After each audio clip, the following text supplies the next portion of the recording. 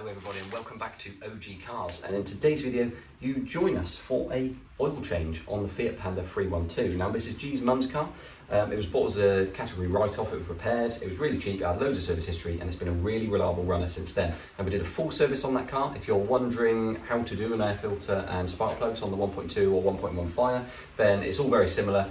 169 312, so I'll link in the 169 video we did on this change. I think the only difference is you've got 6 bolts for the air filter at the front holding the front cover onto the back cover instead of 2 clips like on the 169, so it's still super easy, just very slightly different. So I'll link that for you guys interested in doing a full service. But because we did a full service on this one last time, it's now due a small service, which is just an oil filter. So we've got Manol 10W40, we've got a 5 litre bottle. I think it only needs about 3 litres, obviously check it on the dipstick afterwards.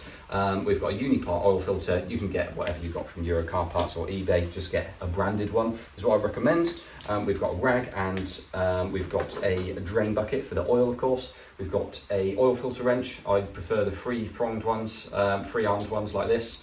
And then I've got an extension and adapter for 10 and 12mm Allen sockets, because I can't remember which size it is, but I think normally when the sumps have been replaced, which they do sometimes corrode, I think they get changed for a 10mm plug, whereas the early ones tend to be 12mm plugs. Obviously check which one of yours is correct, but I've got both just in case.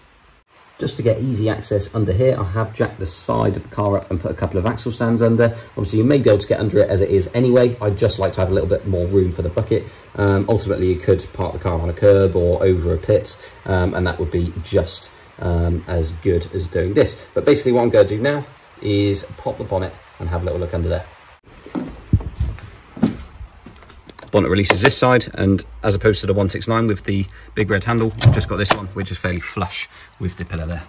Okay, so we come to the front, we've got the yellow handle on the left side, so we lift this up first and then we lift the handle, and that then allows you to open the bonnet. Now the stay is on the left side, so I'm just going to prop it up on my arm here, and we've got the prop there. I'm just going to lift it up high enough to slot into there, and then it drops down just like so. So as I say, we've already replaced the air filter and spark plugs on this one last time. The air filter was here. You've got these 6 bolts, 3 on top, 3 on the bottom. You just take off this 10mm. There's a couple of 10mm there. There's a bush on the back and there's a breather pipe, and that's all there is to getting that off. And then the spark plugs are behind just on 4 HT leads. So if you guys are wondering about doing that, I'll link the 169 video, as I say, which is pretty much the same. Now, because we're going underneath just to do an oil change, I'm just going to let off the cap, and this allows the oil to breathe better, just flushing out rather than glugging when it comes out. So just aids it a little bit. So here we are underneath. I've grabbed a torch just so we can actually see up into here. The oil filter is located just at the front on these, so fairly nice and easy, and the sun plug right at the back. Got some gloves on so I don't get all everywhere. Let's go and undo the oil filter with the wrench now. Okay, so here we are. Just going to put the 3 arms over the top like that and just hold it taut, and then you just want to undo it. Hopefully you can see that. And after that it will just be hand tight. So what we'll do is just put the collection bowl around there, grab our rag just in case, and then we shall let the oil drop. Almost caught it. That's why I've got a rag. Let's move that wrench out of the way.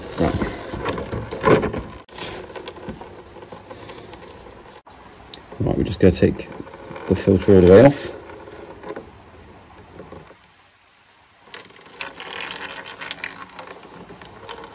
And into the bucket.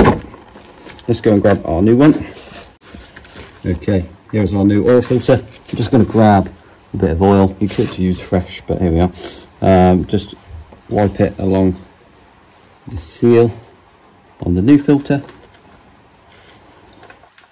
That's okay. Cool. Just make sure the old seal has actually removed with the filter, or I'm staying stuck on there. Having 2 seals will not seal properly. So once that's done, stick it on and do it up literally hand tight. We don't want to do this up with the tool or anything, it would just be too tight then. So let's just give this a few cranks around for good measure, just by hand, and that's all good. That's the filter done. Give that a wipe off just so it looks a bit nicer. Okay, so first I just want to crack this off. Just go check if it's a 10 or a 12. It'll be a 12. This sump has not been replaced and it's actually still in really good condition, so it's perfect. So yeah, 12mm in there. I don't think I'm going to need the extension, so I'm just going to use the adapter only. So stick that end in there, and we'll find our ratchet. Remove the oil filter on. There we are. See if we can undo that now. That's tight. I'd say who did that up last, but it was me. I can't complain.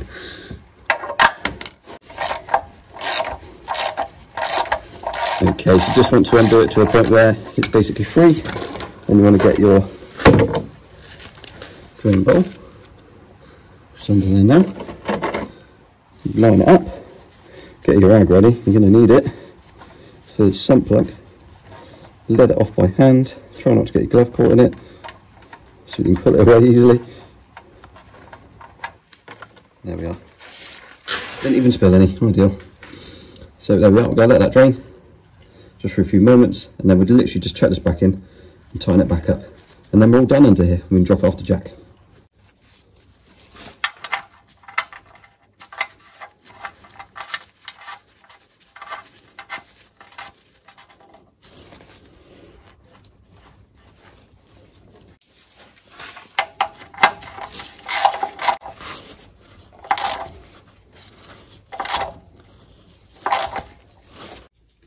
Okay, so the car has been dropped off of the axle stands on the jack, so it's all down on the floor. Obviously we've got the oil filter and the sump plug all tightened up, so we're all good there. And that's literally all we need to do really for an oil change, bar obviously topping the oil up, which is actually the most important part, because if you don't put any oil in it, your car is eventually going to explode. 5 Series are pretty strong, but I certainly wouldn't want to run it without oil for too long. Right, so we're just opening up the oil container. We're going to put in roughly 3 litres. So yeah, I'm just about to see what's on there. I should get a funnel really, but instead I'm just going to pour it everywhere. So let's pour in 3 litres now. Then we're going to just put the cap on. We're going to run it up just for about a minute, and then we're going to leave it to sit for a few minutes and just check it on the dipstick.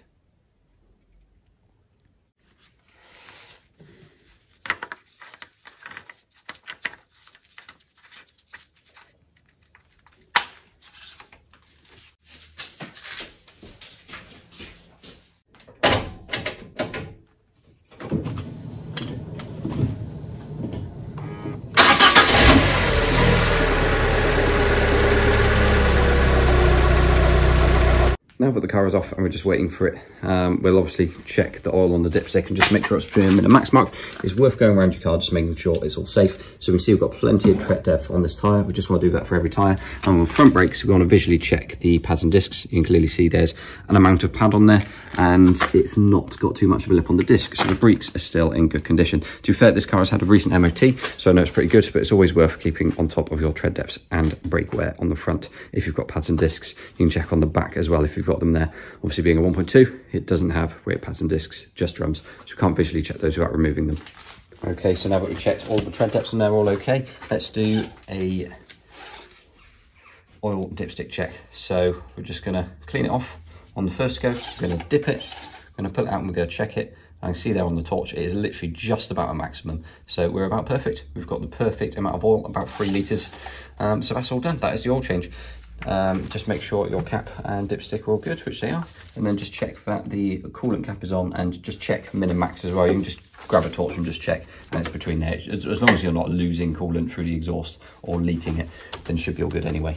Obviously top it up if it is a little bit low with the correct coolant. You can also just check the brake fluid, and again, we're all good there, so that's fine. You can check the battery terminals and stuff like that. But yeah, for a simple service, we're pretty much good to go. Thanks very much for watching this video, guys. I hope that's helped you out. Any questions, just let me know. Thanks for watching. Like, comment and subscribe. We'll see you all in the next one.